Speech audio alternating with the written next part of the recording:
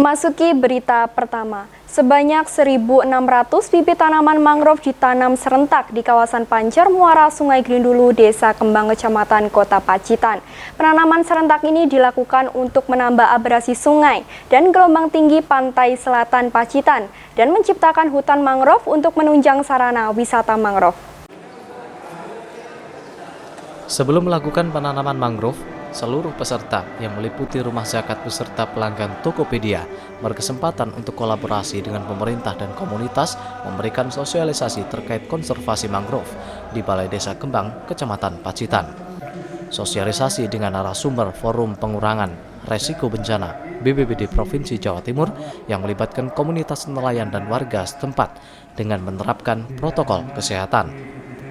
Selesainya melakukan sosialisasi, seluruh peserta dibagi beberapa kelompok menuju muara Sungai Grindulu, kawasan Pancer, Desa Kembang.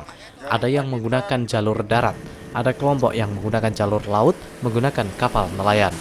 Sebanyak 2.000 bibit mangrove disiapkan. Secara simbolis diberikan oleh Kabid Pencegahan dan Kesiapsiagaan BPBD Jatim kepada ketua kelompok nelayan setempat. Dengan menggunakan perahu nelayan, relawan rumah zakat dan pelanggan Tokopedia menyusuri Sungai Kembang hingga ke muara Sungai Pancer. Satu persatu bibit mangrove mulai ditanam, namun gelombang laut kemudian pasang.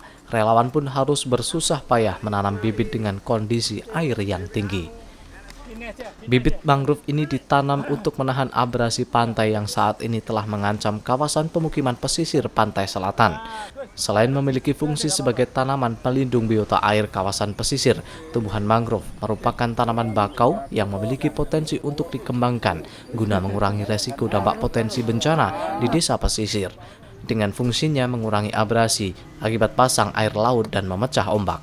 Di kawasan Pancer Desa Kembang ini, upaya penanaman serentak bibit mangrove ini telah dilakukan sejak tahun 2014 lalu.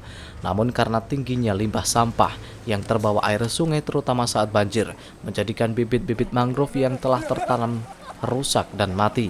Sehingga kini, upaya penanaman mangrove banyak dilakukan saat musim kemarau atau saat aliran sungai dangkal. Dari rumah zakat, ada support dari Tokopedia.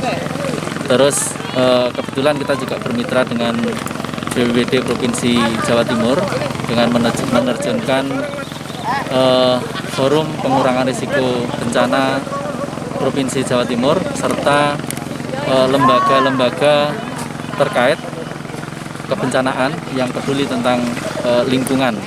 Nah, saat ini kita lakukan bersama-sama di Desa Kembang ini.